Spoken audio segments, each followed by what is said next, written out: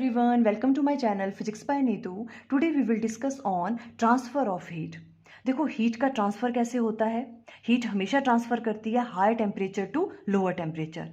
आपको हमेशा याद रखना है there should be temperature difference, तभी हीट ट्रांसफ़र होगी। Higher temperature to lower temperature heat always transfer होती है। ठीक है, ये वाली बात हमें पता है। ओके, अब ये जो हीट ट्रांसफ़र हो रही है कौन कौन से मेथड से हीट ट्रांसफ़र हो सकती है। तो देखो 3 मेथड्स हैं। Heat can be transferred from one place to another by 3 different method. Number 1 है कंडक्शन, सेकंड है कन्वेक्शन एंड थर्ड है रेडिएशन। देखो आज तो हम कंडक्शन के बारे में थोड़ा सा डिटेल में अंडरस्टैंड करेंगे, बट अभी हम तीनों मेथड्स के बारे में थोड़ा थोड़ा सा डिस्कस कर लेते हैं कि ये मेथड्स हैं कौन कौन से और इनके एग्जाम्पल्स क्या हैं।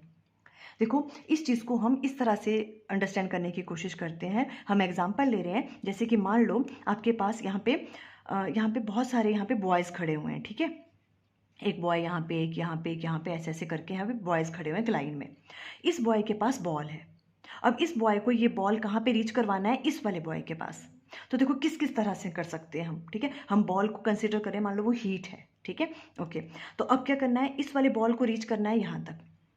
तो देखो सबसे पहला मेथड कौन सा होता है, कंडक्शन। किस तरह से होगा बॉल, ये वाला जो बॉय है ये बॉल किसको देगा, अपने जो साथ में खड़ा हुआ है बॉय उसको दे देगा, और ये वाला बॉय उस बॉल को यहाँ दे देगा अगले वाले बॉय को, और ये इसको देगा, और धीरे धीरे ये बॉल कहाँ रीच कर जाएगा, इस बॉय के पास। इस तरह से जो फ्लो ऑफ हीट होता है इसे हम कहते हैं कंडक्शन।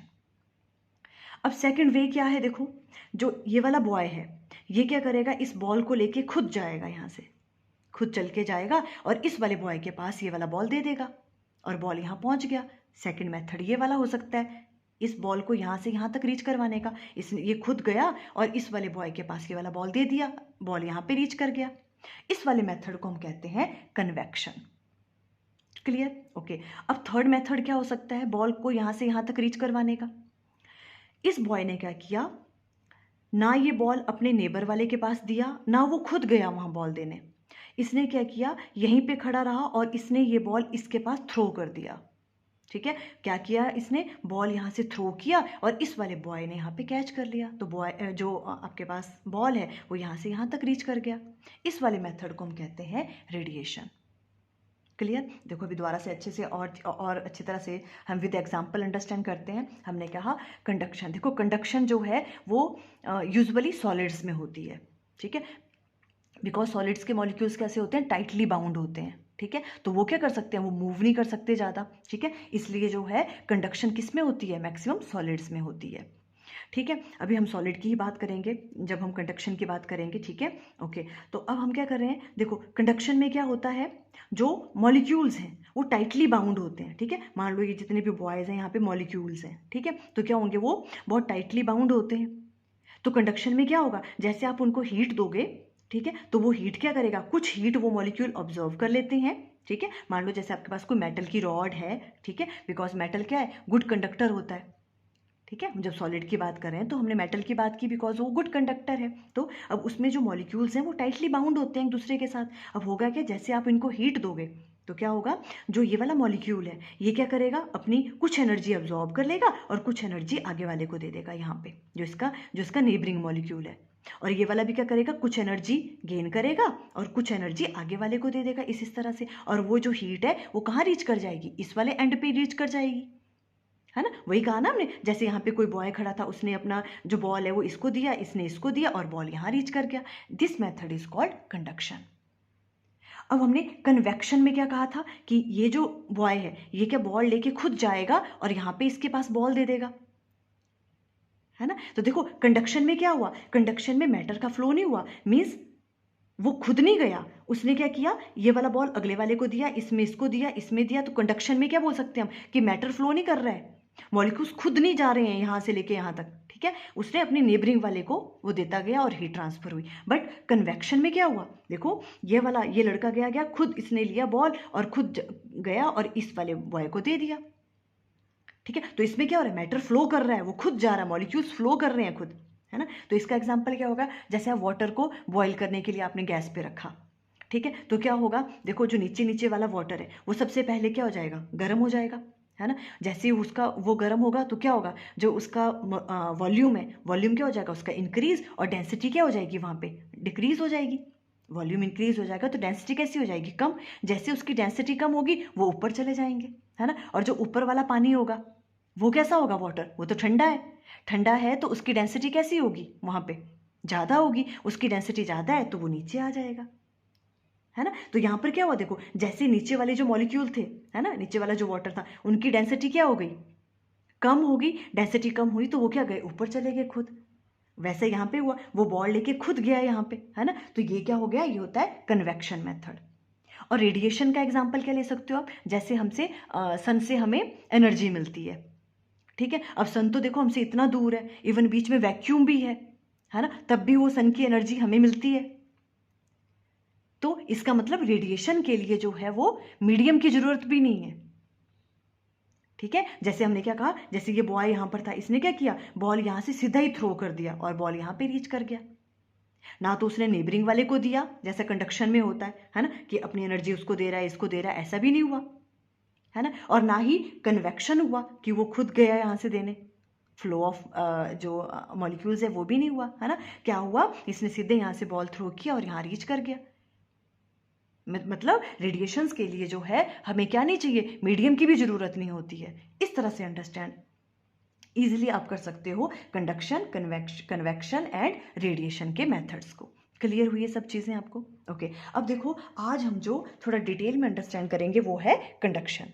तो देखो कंडक्शन में क्या होता है, तो कंडक्शन जो है वो सॉलिड में हो रहा है, और हम यहाँ पे क्या ले रहे हैं, हम ले रहे हैं यहाँ पे मेटल की रॉड को ही ले रहे हैं हम सॉलिड में भी, बिकॉज मेटल है गुड कंडक्टर, तो इसलिए हमने मेटल की बात की। तो देखो होता क्या है, जैसे मान लो ये आपने एक बार मेटल की रॉड ली, ठीक है। अब मेटल की रॉड में क्या होगा, इसमें सॉलिड है तो इसमें मॉलिक्यूल्स इस तरह से होंगे, टाइटली बाउंड होते हैं एक दूसरे के साथ। मान लो ये यहाँ पे ये मॉलिक्यूल्स हैं इनके, ठीक है, ओके। अब ये जो रॉड है, हम क्या कहते हैं, हीट कैसे ट्रांसफर होती है, high temperature to lower temperature, है ना। तो मान लो यहाँ पे टेम्परेचर अगर इस वाले एंड का T1 है और इस वाले एंड का टेम्परेचर कितना है, T2 है ना। अब higher temperature to lower temperature heat transfer होती है, तो हम अज्यूम कर रहे हैं यहाँ पे कि T1 is greater than T2 है। यहाँ पे टेम्परेचर ज़्यादा है, यहाँ पे कम है, तो हीट ट्रांसफर होगी यहाँ से इस तरफ, ठीक है, ओके।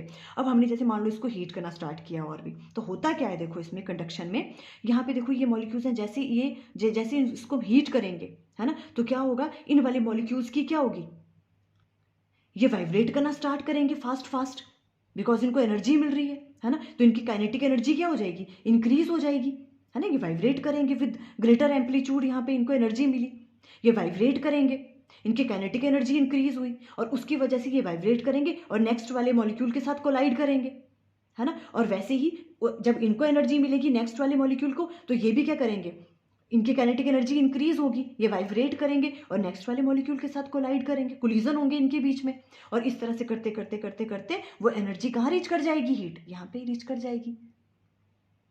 क्लियर है, क्या कहा हमने, जैसे यहाँ पे हीट, यहाँ पे हमने हीट किया, जो ये मॉलिक्यूल्स हैं, ठीक है, जैसे इनको हीट मिली क्या हुआ, इनकी काइनेटिक एनर्जी इंक्रीज हो गई, है ना। कुछ एनर्जी जो है ये मॉलिक्यूल क्या कर देते हैं, गेन कर लेते हैं, एब्जॉर्ब कर लेते हैं, ठीक है, ये बात याद रखनी है। कुछ एनर्जी ये मॉलिक्यूल अपने में ऑब्जॉर्व कर लेते हैं, और कुछ एनर्जी को क्या कर देते हैं, आगे ट्रांसफर करते रहते हैं। वैसे ही ये जब इस वाले मॉलिक्यूल के पास आएगी, कुछ हीट जो है ये क्या कर लेंगे, एब्जॉर्ब कर लेंगे, और कुछ हीट को क्या कर देंगे, ये आगे ट्रांसफर करते रहेंगे, और इस तरह से जो हीट है वो यहाँ पर रीच कर जाती है। इस मेथड को हम कहते हैं कंडक्शन मेथड। तो देखो हम क्या कह सकते हैं कि कंडक्शन कैसे हो रही है, हीट ट्रांसफर हो रही है one part of body to another, और किसके थ्रू, मॉलिक्यूलर कोलिजन के थ्रू। इसकी काइनेटिक एनर्जी बढ़ी, इससे कोलाइड करा, इसकी एनर्जी बढ़ी, इसने आगे की एनर्जी ट्रांसफर, इस तरह से, है ना। कुछ कुछ हीट वो गेन कर रहे हैं और कुछ कुछ वो क्या कर रहे हैं, आगे वाले को ट्रांसफर करते जा रहे हैं, इनके बीच में कोलिजन्स हो रहे हैं, ठीक है, but without any actual flow of matter. देखो इसका मतलब क्या है कि मॉलिक्यूल्स में अब फ्लो नहीं कर रहे हैं वो, ठीक है, एक्चुअल फ्लो नहीं हो रहा उनका, वो क्या कर रहे हैं, अपनी एनर्जी सिर्फ क्या कर रहे हैं, ट्रांसफर कर रहे हैं नेबरिंग वाले मॉलिक्यूल को। तो किस तरह से राइट डाउन करेंगे, it is a process in which heat is transferred from one part of a body to another through molecular collision without any actual flow of matter. Actual flow नहीं हो रहा है यहाँ पे, है ना, ये अपनी, तभी तो कंडक्शन किस में पॉसिबल है, सॉलिड में जो है वो कंडक्शन ही पॉसिबल है, बिकॉज इसमें क्या होता है, एक्चुअल फ्लो नहीं होता मैटर का, बिकॉज ये टाइटली बाउंड होते हैं मॉलिक्यूल्स, है ना। लिक्विड और गैस में तो क्या है, उनके बीच में क्या है, काफी गैप रहता है, तो वो तो इजिली मूव कर सकते हैं अगर उनको हीट मिले तो, बट सॉलिड में तो क्या होता है, वो क्लोजली बाउंड होते हैं, है ना, टाइटली बाउंड होते हैं वो, तो क्या करते हैं वो, उनकी ही काइनेटिक एनर्जी इंक्रीज होती है और वो एनर्जी आगे आगे ट्रांसफर करते रहते हैं और एक एक एंड से दूसरे एंड में हीट ट्रांसफर होती है। देखो वही चीज़ हमने यहाँ पे राइट डाउन की है, किस तरह से आप राइट डाउन कर सकते हो, देखो जो हमने अभी अंडरस्टैंड किया, when one end of metal rod is heated, the atom or molecules of the metal rod of the hotter end start vibrating with greater amplitude and they have greater kinetic energy। जैसे उनको heat मिलेगी, है ना, तो वो vibrate करना start करेंगे, this energy is transfer to the neighbouring molecule में ट्रांसफर होगी, the process continue till it reaches to the molecule at the other end of the metal rod, the other end of the metal rod get heated, और इस तरह से other end जो metal rod का है वो heat हो जाता है। आप इस तरफ से उसको हीट कर रहे हो, तो जब आप इस वाले रॉड को यहाँ से टच करोगे तो ये भी आपको कैसे लगेगी, गर्म लगेगी, है ना। तो हीट कैसे ट्रांसफर हो रही है यहाँ पे, किस मेथड से, कंडक्शन से। Clear, okay. अब देखो इसी में ही थोड़ी सी और चीज अंडरस्टैंड करने वाली है, वो आज हम पढ़ लेते हैं, क्या होती है इसमें steady state and variable state, क्या होती है इसमें। Clear, okay. देखो वेरिएबल स्टेट क्या है, आप ये वाला एग्जांपल लो इस तरह से, ठीक है, ये हमने एक मेटल रॉड ले ली, यहाँ पे हमने इसको हीट करना स्टार्ट किया, ठीक है, तो ओके, अब जैसे हमने इसको हीट करना स्टार्ट किया, फॉर एग्जांपल मान लो कि यहाँ पे टेम्परेचर कितना हो गया 30 डिग्री, यहाँ 20 डिग्री, यहाँ 10 और यहाँ पे 5 डिग्री, है ना। किसी टाइम पे जब आपने इसको हीट किया तो टेम्परेचर इस तरह से होगा, यहाँ सबसे ज़्यादा होगा, यहाँ थोड़ा कम, यहाँ थोड़ा कम, यहाँ, क्योंकि ये वाला क्या है, ये वाला टेम्परेचर ज़्यादा है, ये कम है, ठीक है, तो यहाँ टेम्परेचर 30 है मान लो, यहाँ 20 है, यहाँ 10 है, यहाँ 5 है, कुछ मॉलिक्यूल क्या करेंगे, हीट एब्जॉर्ब करेंगे, एब्जॉर्ब किया इन्होंने, है ना, और कुछ हीट जो आगे ट्रांसफर कर ली, इन्होंने भी कुछ एब्जॉर्व की और कुछ यहाँ पे ट्रांसफर कर ली, इस वजह से इनका टेम्परेचर क्या हो रहा है, रेज हो रहा है, ठीक है। अब इसको हमने और ज़्यादा हीट कर रहे हैं, जैसे इसको हमने और हीट किया, इसके बाद देखो ये वाली फिगर देखनी है आपने, है ना, इसके बाद ये वाली देखनी है, तो देखो जैसे आप इसको और हीट कर रहे हो तो क्या होगा, अब इसने और ज़्यादा हीट गेन की इन वाले मॉलिक्यूल्स ने, तो 30 से इनका टेम्परेचर कितना हो गया 60, और थोड़ी सी हीट इन्होंने आगे ट्रांसफर कर दी, आगे ट्रांसफर करी तो 20 की जगह क्या हो गया, यहाँ पे 40 हो गया। इसने भी क्या किया, देखो जो 20 वाला था इसने कुछ हीट गेन की, तो 20 से इसका हो गया 40 और कुछ आगे आगे वो ट्रांसफर कर रहे हैं। क्लियर, तो इस तरह से क्या हो रहा है, देखो यहाँ पे टेम्परेचर क्या हो रहा है, इंक्रीज हो रहा है, देखो यहाँ पे पहले 30 था 60 हो गया, यहाँ 20 था 40 हो गया, 10, इस तरह से इंक्रीज हो रहा है ये वाला टेम्परेचर टाइम के साथ साथ। फिर हमने इसको और ज़्यादा हीट किया, जब हमने इसको और हीट किया तो अब क्या हो गया कि यहाँ पे 60 वाला टेम्परेचर यहाँ 100 पहुँच गया, यहाँ मान लो 80 वाला पहुँच गया, यहाँ 60 और यहाँ 40 पहुँच गया, है ना। क्रॉस सेक्शन बोल सकते हैं इनको, देखो क्रॉस सेक्शन क्या होता है, जैसे ये रॉड है मान लो, ठीक है, अगर आप इसको यहाँ से कट करते हो ना तो ये जो क्रॉस सेक्शन होता है, ठीक है, क्रॉस सेक्शनल एरिया इसको हम कहते हैं, तो इनका क्या ले रहे हैं हम, फॉर एग्जाम्पल इनका टेम्परेचर क्या हो रहा है, इंक्रीज हो रहा है टाइम के साथ साथ, जैसे जैसे हम क्या कर रहे हैं, इसको हीट कर रहे हैं, as temperature of every cross section of the rod goes on increasing the rod is said to be in variable state. इस टाइम पे हम रॉड को क्या कहेंगे कि रॉड किस में है, वेरिएबल स्टेट में है, क्योंकि उनका टेम्परेचर क्या हो रहा है, इंक्रीज हो रहा है ना। देखो यहाँ पर टेम्परेचर यहाँ 30 था, 20, 10 और उसके बाद हो गया 60, 40, 20, है ना, तो टेम्परेचर क्या हो रहा है हर क्रॉस सेक्शन का, इंक्रीज हो रहा है।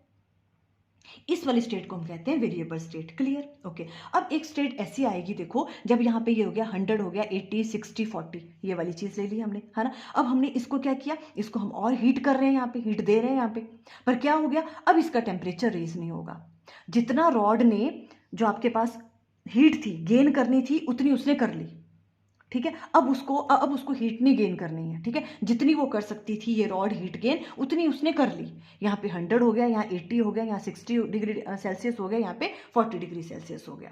तो हमने अब जब इसको हीट किया तो हमने देखा कि ये क्या हो रहा है, टेम्परेचर अब रेज ही नहीं हो रहा है, दोबारा से हीट करने पे देखो यहाँ 100 ही रहा, यहाँ 80 रहा, 60 रहा और यहाँ 40 रहा।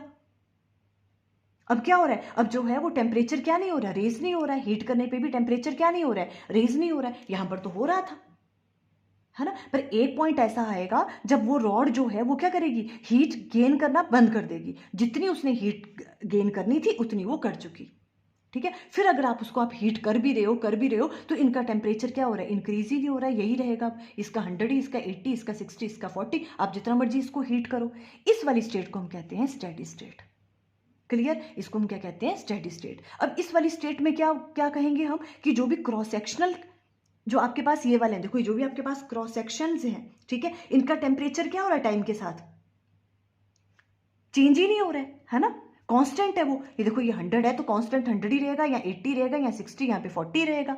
टाइम के साथ क्या है? कांस्टेंट है इनका टेम्परेचर। तो स्टेडी स्टेट में जो क्रॉस सेक्शंस हैं इनका टेम्परेचर क्या रह रहा है? टाइम के साथ कांस्टेंट रह रहा है, उसे हम स्टेडी स्टेट कहते हैं। क्लियर हुई ये वाली बात आपको?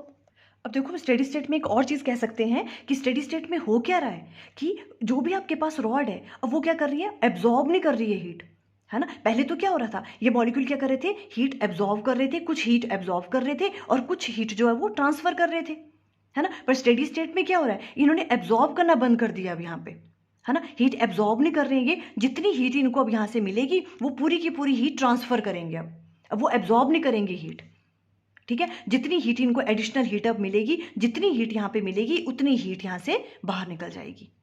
क्लियर हुई ये वाली चीज? तो स्टेडी स्टेट में क्या बोल सकते हैं हम? अब यहाँ पे क्या होगा? जो भी रॉड है वो हीट एब्जॉर्ब नहीं करेगी, ठीक है। जितनी हीट उसको मिल रही है वो उतनी की उतनी हीट को ट्रांसफर कर रही है। पहले क्या कर रही थी? वो हीट एब्जॉर्ब कर रही थी और कुछ हीट वो ट्रांसफर कर रही थी, इस वाले केस में, वेरिएबल स्टेट में। पर स्टेडी स्टेट में क्या हो गया कि जितनी उसको हीट मिल रही है अब वो एब्जॉर्ब नहीं कर रही है, जितनी हीट उसको मिल रही है वो उसको सिर्फ ट्रांसफर कर रही है। तो स्टेडी स्टेट में क्या होता है? जितनी हीट यहाँ से जाएगी उतनी हीट यहाँ से बाहर आ जाएगी।